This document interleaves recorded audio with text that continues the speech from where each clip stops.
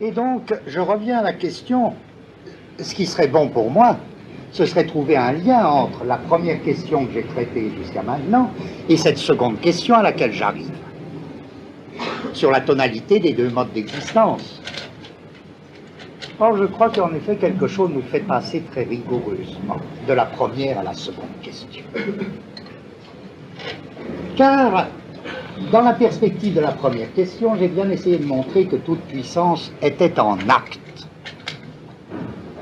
Qu'à la lettre, la puissance n'était pas en puissance, que toute puissance était en acte. Qu'il y avait strictement identité de la puissance et de l'acte, c'est-à-dire identité de la puissance avec ce que la chose fait ou subit, fait et subit. Bon, il faut revenir à ça. Ça doit être ça notre point de départ pour comprendre le lien des deux aspects. S'il est vrai que toute puissance est en acte, ça veut dire à chaque instant, elle est effectuée. Jamais vous n'aurez un instant où ma puissance aura quelque chose d'ineffectué. En d'autres termes, vous n'aurez jamais le droit de dire « il y avait en moi quelque chose de mieux que ce que j'ai fait ou que ce que j'ai subi ». À chaque instant, tout est en acte. À chaque instant, ma puissance est effectuée. Bon, elle est effectuée par quoi? Si toute puissance est en acte, encore une fois, vous voyez, je fais une série de notions d'identité de concepts. Je dis puissance égale acte pour Spinoza. Dès lors, toute puissance, à chaque instant, est effectuée. D'où la question, qu'est-ce que c'est ce qui effectue à chaque instant la puissance? Là, il y a une question de terminologie de Spinoza très importante. Spinoza appellera affect ce qui effectue la puissance. Le concept de puissance chez Spinoza sera en corrélation avec le concept d'affect. L'affect, ça se définit exactement comme ceci: ce qui, à un moment donné, remplit ma puissance, effectue ma puissance. Donc, vous voyez, dire que ma puissance est effectuée, c'est dire qu'elle est effectuée par des affects. Ça veut dire à chaque instant, des affects remplissent ma puissance. Ma puissance est une capacité qui n'existe jamais indépendamment des affects qui l'effectuent. Donc, tant que je considérais, voilà, presque, on tient quelque chose, puis on va arrêter parce que c'est trop, ça va être trop difficile tout ça. Mais comprenez juste théoriquement. Tant que j'en restais au concept de puissance, je ne pouvais dire qu'une chose. Ah ben oui, à la rigueur, je ne comprends pas comment, mais les existants se distinguent quantitativement parce que la puissance est une quantité d'un certain type. Donc, ils ont plus ou moins de puissance. Mais deuxièmement, je vois que la puissance est une notion qui n'a de sens qu'en corrélation avec celle d'affect, puisque la puissance est ce qui est effectué et que c'est l'affect qui effectue la puissance. Cette fois-ci, sans doute, ce sera du point de vue des affects qui effectuent ma puissance que je pourrais distinguer des modes d'existence. Si bien que les deux idées deviendraient très très cohérentes. Dire à la fois, il n'y a qu'une distinction quantitative selon la puissance entre les existants, et dire, il y a une polarité qualitative entre deux modes d'existence. La première proposition renverrait à la puissance acte, la seconde proposition renverrait à ce qui fait de la puissance un acte, c'est-à-dire ce qui effectue la puissance, c'est-à-dire l'affect. Il y aurait comme deux pôles de l'affect, d'après lequel on distinguerait deux modes d'existence.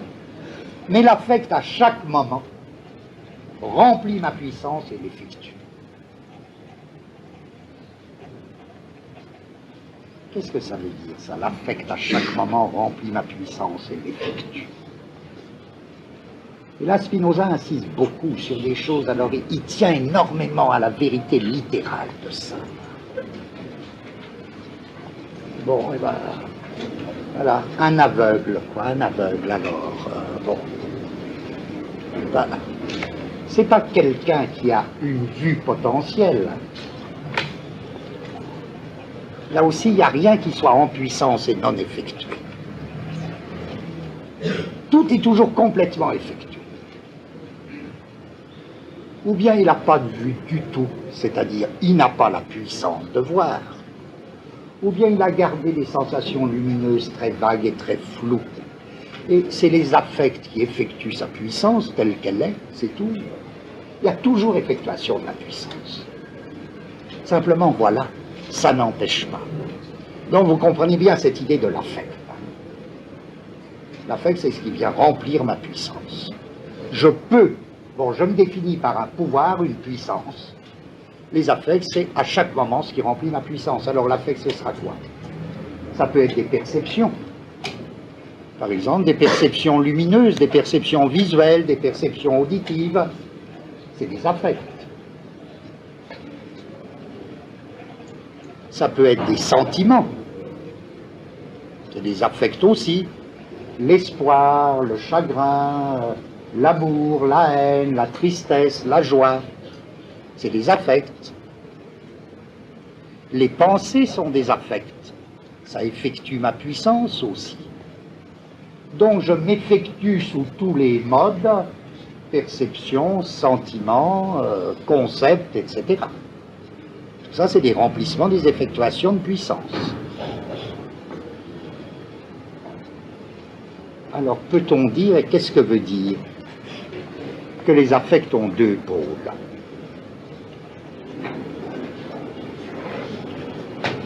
Eh bien, là, Spinoza essaie d'expliquer là quelque chose que je veux que esquisser, là, puisque je le reprendrai la prochaine fois, c'est trop difficile là, dans l'état où on est maintenant. Il nous dit, oui, en gros, il y a deux pôles de l'existence. Les deux pôles, c'est la tristesse et la joie.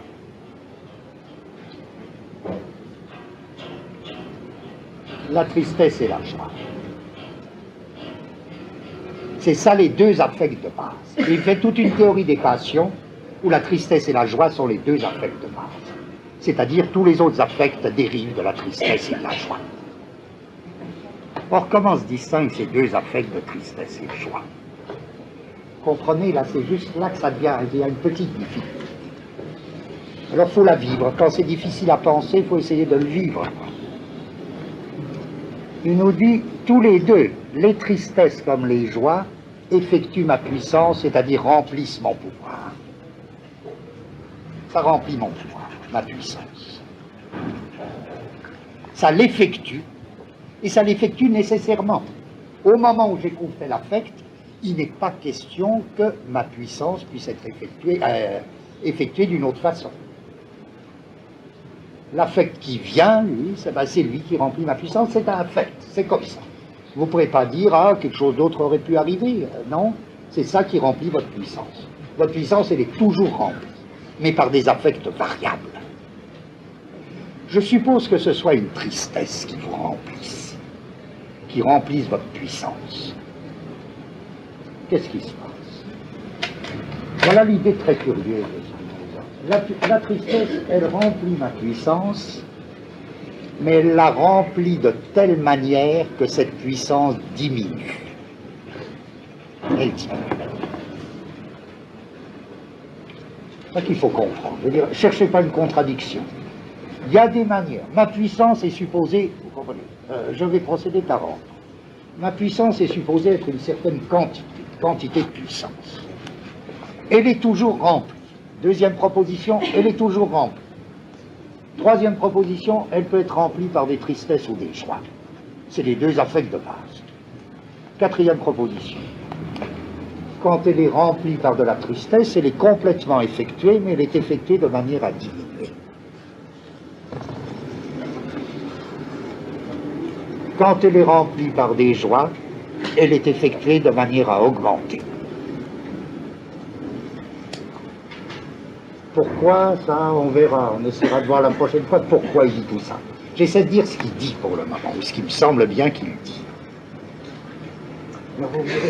On sent qu'il y a quelque chose qui ne va pas, mais si on comprenait ce qui ne va pas, on comprendrait en même temps quelque chose d'étonnant.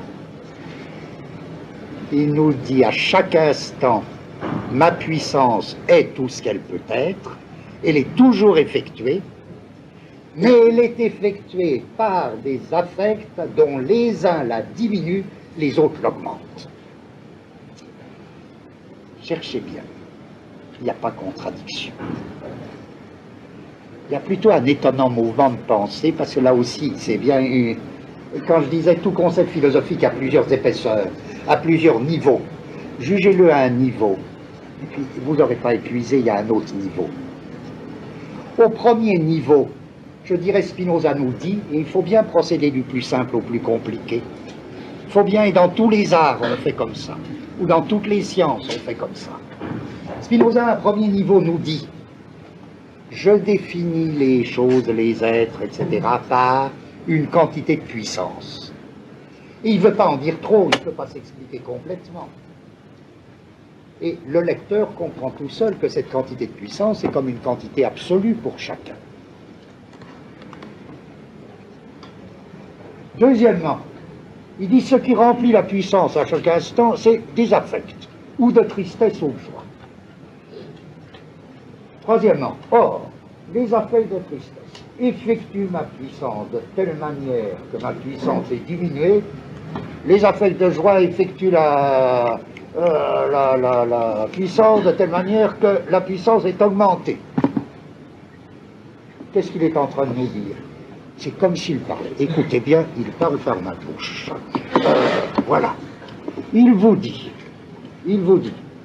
qu'est-ce qu'il vous dit?